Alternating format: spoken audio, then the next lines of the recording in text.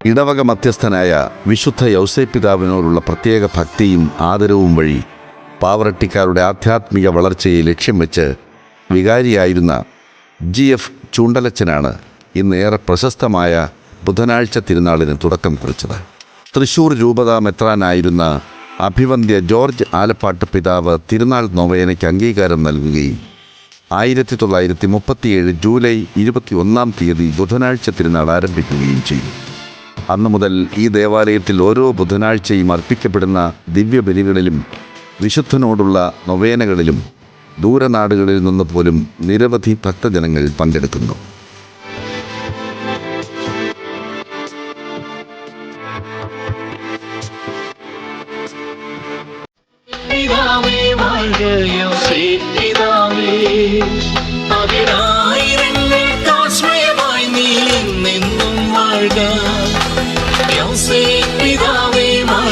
Else,